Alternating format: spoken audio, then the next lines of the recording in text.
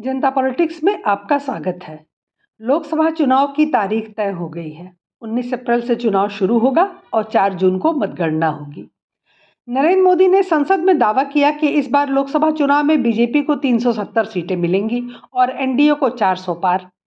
भाजपा अध्यक्ष और अमित शाह भी इस बात को लगातार दोहरा रहे हैं। आखिर क्यों? अब की बार 400 पार का नारा आखिर क्यों दिया गया? कांग्रेस का रिकॉर्ड तोड़ने के लिए? कुछ लोग कह रहे हैं कि नरेंद्र मोदी 400 से ऊपर सीट पाकर भी कौन सा रिकॉर्ड तोड़ देंगे।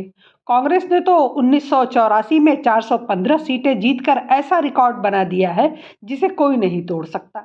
1984 में इतिहास में पहली बार कांग्रेस ने कुल 49.1% वोट हासिल किए थे। तो उन्हें याद दिला दूं कि यह रिकॉर्ड कांग्रेस के अच्छे कामों और लोकप्रियता की वजह से नहीं बना था, बल्कि देश की प्रधानमंत्री इंदिरा गांधी की अपने ही घर में की गई नृशंस हत्या की वजह से बना था।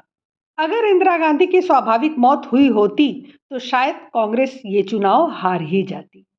रही 3 बार लगातार प्रधानमंत्री बनने के रिकॉर्ड की बात, तो कांग्रेसी कहते हैं कि जवाहरलाल नेहरू लगातार 3 बार देश के प्रधानमंत्री रह चुके हैं। 3 बार क्या 4 बार रह चुके हैं। नेहरू ने आज़ादी के बाद 5 अगस्त 1947 को देश का प्रधानमंत्री पद संभाला था। उसके बाद वह 27 मई 1964 तक यानी 16 साल 286 दिनों तक प्रधानमंत्री पद पर बने रहे। यह एक रिकॉर्ड है। तो यह रिकॉर्ड गड़बड़ है भाई, इसे जरा ठीक करो। 1947 में तो जबरन 13 वोट पाए सरदार पटेल को किनारे लगाकर 0 वोट पाए नेहरू को प्रधानमंत्री बना दिया था गांधी ने। फिर 1950 से 52 तक यानी पहले चुनाव तक नेहरू कार्यवाहक प्रधानमंत्री थे। 1952 से वह पूरी तौर पर प्रधानमंत्री नियुक्त हुए थे। फिर 1957 और 1962 में हुए दूसरे और तीसरे लोकसभा चुनाव में नेहरू ने जीत हासिल की और प्रधानमंत्री बने। वो 3 बार प्रधानमंत्री जरूर बने, लेकिन 3 बार प्रधानमंत्री का कार्यकाल पूरा नहीं कर सके। 27 मई 1964 को नेहरू का निधन हो गया, तो कायदे से नेहरू केवल 12 साल प्रधानमंत्री रहे। हाँ, 3 बार लगातार प्रधानमंत्री बने जरूर। अब नरेंद्र मोदी 3 बार प्रधानमंत्री बनने और 15 साल लगातार रहने का रिकॉर्ड बनाएंगे, जो किसी ने नहीं किया है। खैर, चलिए अपने मुख्य सवाल पर आते हैं कि अब की बार 400 पार का नारा आखिर क्यों दिया गया। अब यह तो सभी लोग जानते हैं कि नरेंद्र मोदी कोई भी काम बेवजह नहीं करते। उनकी हर बात, हर कदम, हर निर्णय के पीछे कोई न कोई एजेंडा होता है। फिर आखिर वो क्या एजेंडा है जिसके तहत एक असंभव से लगने वाले लक्ष्य को भाजपा संभव बनाने के प्रयास में जुटी हुई है। 2019 के लोकसभा चुनाव में बीजेपी ने 303 सीटें जीती थी। पीएम नरेंद्र मोदी के नाम और राष्ट्रवाद की लहर पर सवार बीजेपी ने 2014 के लोकसभा चुनाव से भी ज्यादा सीट और वोट परसेंटेज हासिल किया था। 2014 में 31% वोट और 282 सीटें मिली थी, जबकि 2019 में वोट परसेंट बढ़कर 37 हो गया था। अब जबकि बीजेपी ने 400 सीटें जीतने का टारगेट रखा है, तो जाहिर है कि उसे वोट परसेंट भी बढ़ाना होगा। साथ ही नई सीटों पर जहां बीजेपी पहले नहीं जीती थी, वहां भी जीत हासिल करनी होगी। बीजेपी के सामने चुनौती यह है कि जिन राज्यों में उसने पहले सीटें जीती थी, उन्हें तो बरकरार रखना ही है, साथ ही नई जगह भी अपनी जमीन तलाशनी है और जड़ें गहरी करनी है। आंध्र प्रदेश में लोकसभा की 25 सीटें हैं, जिनमें बीजेपी को पिछले चुनाव में एक भी सीट नहीं मिली थी। तमिलनाडु की 39 सीटों में से बीजेपी के खाते में एक भी सीट नहीं आई थी। केरल की 20 सीटों में से बीजेपी की झोली में एक भी सीट नहीं आई थी। इन तीनों राज्यों को मिलाकर कुल 84 सीटें होती हैं, लेकिन बीजेपी को एक भी सीट नहीं मिली थी। बीजेपी को अगर 400 सीटों का लक्ष्य हासिल करना है, तो यहाँ सिर्फ अपना खाता ही नहीं खोलना होगा, बल्कि काफ़ी अच्छा प्रदर्शन भी करना होगा। इसी तरह पश्चिम बंगाल, उत्तर प्रदेश, महाराष्ट्र और बिहार में भी ज़्यादा मेहनत करनी होगी। अब इस चुनावी माहौल के बीच एक बम फोड़ दिया बीजेपी सांसद अनंत कुमार हेगड़े ने। हेगड़े ने ऐसा बयान दिया जिस पर हंगामा मचना स्वाभाविक था। उन्होंने कहा कि सिर्फ लोकसभा में बहुमत काफी नहीं है, अगर संविधान में बदलाव करने हैं तो राज्यसभा में भी बहुमत चाहिए होगा। इसके लिए 400 सीटों का बीजेपी के लिए जीतना बहुत जरूरी है। बीजेपी सांसद अनंत कुमार हेगड़े के इस बयान के बाद बीजेपी ने कहा कि ये उनकी निजी राय है। हेगड़े ने कहा कि कांग्रेस ने संविधान बदल दिया और पूरे हिंदू समाज पर अत्याचार करने वाले कानून बनाए। अब अगर ये सब ठीक करना है, बदलना है, तो ये अल्पसंख्यक वोट के साथ नहीं होगा। हेगड़े ने कहा कि इस बार पीएम मोदी ने कहा है कि उन्हें 400 से ज़्यादा सीटें जीतनी चाहिए। 400 क्यों? हमारे पास लोकसभा में बहुमत है, लेकिन राज्यसभा में बहुमत नहीं है। संविधान में कोई भी बदलाव करने के लिए हमें 400 सीटें चाहिए। हमें लोकसभा, राज्यसभा और राज्यों में भी 2/3 बहुमत की आवश्यकता है। केवल लोकसभा में बहुमत पर्याप्त नहीं है। अब इस पर राजनीति गरमाई हुई है। भाजपा ने इस बयान से किनारा कर लिया, लेकिन हकीकत क्या है? आखिर क्यों मोदी जी 400 पार की रट लगाए बैठे हैं? तो आइए इस गणित को समझें। लोकसभा में कुल सदस्य 543 है और राज्यसभा में कुल सदस्य 238 है। दोनों को जोड़ दें तो 781 सीटें हुई। अब नियम यह है कि किसी भी तरह का संविधान संशोधन करने के लिए आपको दोनों सदनों में मिलाकर 2/3 बहुमत होना चाहिए। मतलब इस हिसाब से 521 सीटें भाजपा की होनी चाहिए दोनों सदनों को मिलाकर, जिससे 2/3 बहुमत बन जाए।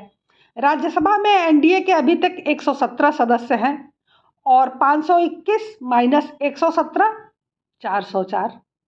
मतलब किसी भी हाल लोकसभा में भाजपा को 406 सीटें मिलनी चाहिए, 1-2 सीटें अतिरिक्त ही होनी चाहिए। अब प्रश्न यह उठता है कि 404 मिल जाने के बाद भाजपा किन मुद्दों पर काम कर सकती है, क्या होगा उसका प्रमुख एजेंडा? तो इसमें वक्फ बोर्ड को खत्म करने के लिए एनआरसी कानून लागू कर 10 करोड़ बांग्लादेशी घुसपैठियों को भगाने के लिए बहुमत तो चाहिए होगा ही। अल्पसंख्यक आयोग खत्म करने के लिए, पूजा स्थल कानून खत्म करने के लिए और आतंकवाद की फैक्ट्रियों, मदरसों पर रोक लगाने तथा समान शिक्षा कानून बनाने के लिए इनकी आवश्यकता होगी ही। जनसंख्या नियंत्रण कानून और समान नागरिक संहिता कानून लागू करने के लिए भी इसकी बहुत आवश्यकता होगी। देश विरोधियों के लिए कड़े कानून बनाने का काम इसी तरह किया जा सकता है। संविधान से सेकुलर, धर्मनिरपेक्ष और समाजवाद जैसे शब्दों को बाहर निकालने के लिए 2/3 बहुमत की जरूरत होगी। अब स्वाभाविक है कि इस तरह के नियम कानून जब लागू होंगे तो लिब्रांडू, सेकुलर जमात और कांग्रेसियों को बहुत दर्द होना है, क्योंकि बड़े मुश्किल से इमरजेंसी लगाकर और इंदिरा गांधी की मौत के बाद इमोशनल वोट बटोर कर कांग्रेस ने यह सारे नियम कानून देश पर थोपे थे और अपने तुष्टीकरण को बल दिया था। सब कुछ एक झटके में ही हमेशा के लिए समाप्त हो जाएगा। लेकिन कुछ जगहों पर केवल 406 सीटों से भी काम नहीं बनने वाला। कुल 3 तरह के संविधान संशोधन विधेयक होते हैं। पहला होता है कि ऐसे विधेयक जो संसद में यानी लोकसभा और राज्यसभा से साधारण बहुमत से पारित किए जाते हैं। दूसरे ऐसे विधेयक होते हैं जो संसद द्वारा संविधान के अनुच्छेद 368 के तहत 2/3 बहुमत से पास किए जाते हैं। और तीसरे ऐसे विधेयक होते हैं जो संसद से विशेष बहुमत से पारित होते हैं, जिसके लिए कम से कम आधे राज्य विधान मंडलों का समर्थन जरूरी है। मतलब कि तीसरे प्रकार के संविधान संशोधन के लिए कम से कम 20 राज्यों में बीजेपी की सरकार होनी चाहिए, तब उससे संबंधित संशोधन किए जा सकेंगे। राहुल गांधी ने ट्विटर पर कहा कि उन्हें 400 सीट संविधान बदलने के लिए चाहिए। ये नरेंद्र मोदी और उनके संघ परिवार के छिपे हुए मंसूबों का सार्वजनिक ऐलान है। नरेंद्र मोदी और भाजपा का अंतिम लक्ष्य बाबा साहब के संविधान को खत्म करना है, समाज को बांटना, मीडिया को गुलाम बनाना, अभिव्यक्ति की आज़ादी पर पहरा और स्वतंत्र संस्थाओं को पंगु बनाकर विपक्ष को मिटाने की साजिश से वो भारत के महान लोकतंत्र को संकीर्ण तानाशाही में बदलना चाहते हैं। वे अंतिम सांस तक संविधान से मिले लोकतांत्रिक अधिकारों की लड़ाई लड़ते रहेंगे और यही सच है। उन्हें अंतिम सांस तक लड़ते और ऊल जुलूल बकते ही जाना है, क्योंकि अब बीते हुए दिन तो लौटने से रहे। तो आखिर संविधान बदलने से राहुल गांधी को समस्या क्या है और क्यों है? अपनी बकवास के समय राहुल गांधी भूल जाते हैं कि इमरजेंसी के वक्त तो संविधान में इस हद तक बदलाव किए गए कि अंग्रेजी में इसे कॉन्स्टिट्यूशन ऑफ इंडिया की जगह कॉन्स्टिट्यूशन ऑफ इंदिरा कहा जाने लगा था। इंदिरा गांधी ने एक ही संशोधन में 40 अनुच्छेद तक बदल दिए थे। यही वजह है कि 42वें संशोधन को मिनी संविधान भी कहा जाता है। इंदिरा गांधी के शासन में इमरजेंसी के दौरान 42वां संशोधन हुआ था। ये संशोधन अब तक का सबसे व्यापक और विवादास्पद रहा है। उस समय ऐसा लगा था कि इस संशोधन के द्वारा सरकार कुछ भी बदल सकती है। यही वजह है कि इसे मिनी संविधान भी कहा जाता है। इसमें संविधान की प्रस्तावना में 3 नए शब्द समाजवादी, धर्मनिरपेक्ष और अखंडता जोड़े गए थे। 42वें संशोधन में सबसे विवादास्पद क्या था? मौलिक अधिकारों की तुलना में राज्य के नीति निर्देशक सिद्धांतों को वरीयता देना। इस प्रावधान के कारण किसी भी व्यक्ति को उसके मौलिक अधिकारों तक से वंचित किया जा सकता था। इस संशोधन ने न्यायपालिका को पूरी तरह कमजोर कर दिया था, जबकि विधायिका को अपार शक्तियां दी गई थी। केंद्र सरकार को यह भी शक्ति दे दी गई थी कि वो किसी भी राज्य में कानून व्यवस्था बनाए रखने के नाम पर कभी भी सेना या पुलिस को भेज सकती है। दूसरी तरफ राज्यों के कई अधिकारों को केंद्र के अधिकार क्षेत्र में डाल दिया गया था। अहम बात तो ये थी कि किसी भी आधार पर संसद के फैसले को कोर्ट में चुनौती नहीं दी जा सकती थी। किसी विवाद की स्थिति में सांसद विधायकों की सदस्यता पर फैसला लेने का अधिकार सिर्फ राष्ट्रपति को दिया गया था और संसद का कार्यकाल भी 5 साल से बढ़ाकर 6 साल कर दिया गया था। इस संशोधन के खिलाफ सड़क से लेकर संसद तक जमकर बवाल हुआ, सियासत गरमाई। हालांकि 1977 में जनता पार्टी की सरकार आई और उसने इस संशोधन के कई प्रावधानों को 44वें संविधान संशोधन के जरिए रद्द कर दिया, लेकिन संविधान की प्रस्तावना में हुए बदलाव से छेड़छाड़ नहीं की गई। सीधी बात है, हमने 1950 में संविधान अपनाया था, वह अब वैसा नहीं है। इसमें संशोधन तो किए गए, लेकिन ये संशोधन भी हमेशा अच्छे काम के लिए नहीं हुए। 1973 से हमें बताया जाता रहा कि संविधान का बेसिक स्ट्रक्चर नहीं बदला जा सकता। जहां तक मेरी समझ है, 1973 का जजमेंट संविधान के संशोधन पर लागू होता है, न कि नए संविधान पे। हमारे संविधान में काफी कुछ गवर्नमेंट ऑफ इंडिया एक्ट 1935 पर आधारित है। हमें इस बात पर विचार करना चाहिए कि साल 2047 में भारत को किस तरह के संविधान की जरूरत है। राष्ट्रीय स्वयंसेवक संघ प्रमुख मोहन भागवत ने भी भारतीय संविधान में बदलाव की बात कही है। हैदराबाद में उन्होंने कहा था कि संविधान के बहुत सारे हिस्से विदेशी सोच पर आधारित हैं और इसे बदले जाने की आवश्यकता है। आज़ादी के 70 साल बाद इस पर गौर किया जाना चाहिए। यही नहीं, सुप्रीम कोर्ट के पूर्व चीफ जस्टिस और बीजेपी के राज्यसभा सांसद रंजन गोगोई ने भी संविधान के मूल ढांचे पर सवाल उठाया था। सदन में दिल्ली सर्विस बिल पर बहस के दौरान रंजन गोगोई ने कहा था कि हो सकता है कि कानून मेरी पसंद का न हो, लेकिन इससे ये मनमाना नहीं हो जाता। क्या इससे संविधान की मूल विशेषताओं का उल्लंघन हो रहा है? गोगोई ने कहा कि संविधान के मूल ढांचे पर मुझे कुछ कहना है। केशवानंद भारती केस पर लिखी एक किताब पढ़ने के बाद मुझे लगा कि संविधान के मूल ढांचे पर बहस हो सकती है। ये बहस का मुद्दा है और इसका कानूनी आधार भी है। एक राजनीतिक विश्लेषक अशोक वानखेड़े कहते हैं कि बीजेपी भारत को हिंदू राष्ट्र घोषित करना चाहती है। सेकुलर शब्द से उन्हें एलर्जी है। भारत को हिंदू राष्ट्र घोषित करना ही उनका प्रमुख एजेंडा है। अगर प्रस्तावना से सेकुलर शब्द हटा दिया गया तो पूरा संविधान ही बदल जाएगा। संविधान का मूल ढांचा ही खत्म हो जाएगा। अल्पसंख्यक और पिछड़ों के सभी अधिकार छिन जाएंगे। हम मानते हैं कि समय समय पर संविधान में संशोधन होना चाहिए, लेकिन उसका आधार नहीं बदला जाना चाहिए। सोचिए, इन बड़े और तथाकथित विद्वान लोगों को सेकुलर शब्द हटा देने से संविधान का मूल ढांचा खत्म हो जाएगा। अल्पसंख्यक और पिछड़ों के सभी अधिकार छिन जाएंगे। मतलब देश में इमरजेंसी के पहले कोई संवैधानिक ढांचा नहीं था, न ही अल्पसंख्यक और पिछड़ों को कोई अधिकार थे। मतलब संविधान सभा और डॉक्टर अंबेडकर ये सब पिछड़ों के विरोधी रहे होंगे, तभी तो उन्होंने सेकुलर शब्द नहीं जोड़ा था। आपको बता दूं कि भारतीय संविधान बनने के समय 1948 में संविधान सभा में इस बात पर काफी बहस हो रही थी कि संविधान कैसा हो।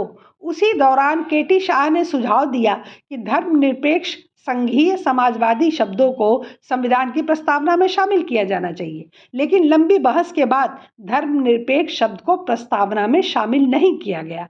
डॉक्टर अंबेडकर सहित अनेक लोग इसके पक्ष में नहीं थे। 1973 में बहुचर्चित केशवानंद भारती केस में 13 जजों की बेंच ने बहुमत से यह फैसला दिया था कि संविधान के मूल स्वरूप यानी प्रस्तावना में कोई संशोधन नहीं किया जा सकता। बाकी जो भी आवश्यकता हो वह संशोधन हो सकता है। इसके मात्र 3 वर्षों के बाद तत्कालीन प्रधानमंत्री इंदिरा गांधी ने इमरजेंसी लगाकर संविधान के 42वें संशोधन के दौरान धर्मनिरपेक्ष शब्द को जोड़ दिया। तो यह तो वैसे भी इलीगल हो गया, क्योंकि प्रस्तावना में संशोधन तो किया ही नहीं जा सकता, तो इसे हटाने में कोई मुश्किल है ही नहीं। ये थोड़ा अजीब लग सकता है, लेकिन असल में भारत के पहले प्रधानमंत्री जवाहरलाल नेहरू, जिन्हें लोग धर्मनिरपेक्षता का बड़ा हिमायती मानते हैं, संविधान की प्रस्तावना में धर्मनिरपेक्ष शब्द शामिल करने का विरोध कर रहे थे। उसी समय संविधान का मसौदा तैयार करने वाली समिति के अध्यक्ष अंबेडकर भी इस शब्द को शामिल करने के पक्ष में नहीं थे। वाजपेयी सरकार ने भी साल 1998 में संविधान की समीक्षा के लिए कमेटी बनाई। तब इसका विरोध भी हुआ कि यह संविधान के मूल ढांचे को प्रभावित करने की कोशिश है, पंथ निरपेक्षता और आरक्षण को खत्म करने की कोशिश है। लेकिन तब भाजपा के पास केवल लोकसभा में पूर्ण बहुमत था, न राज्यसभा में था, न ही 20 राज्यों में उसकी सरकार थी। तो अब शायद स्पष्ट हो गया होगा कि अब की बार 404 क्यों चाहिए। बहुत विकास हो चुका, बहुत कल्याणकारी योजनाएं चल चुकी, अब कुछ ठोस कानूनी कदम भी तय करने जरूरी हैं, जिससे देश की अखंडता और एकता भी बनी रहे और हिंदुओं के लिए यह देश सुरक्षित हो सके। इसलिए इस बार 400 पार का लक्ष्य किसी भी हाल पूरा करना ही होगा, अगर इन सारे मुद्दों पर कोई ठोस निर्णय हिंदू चाहते हैं तो। फिलहाल आज के लिए बस इतना ही। हमारे चैनल को सब्सक्राइब करें, लाइक करें और शेयर करें। अपने विचार हमें कमेंट बॉक्स में ज़रूर बताएं। धन्यवाद, नमस्कार।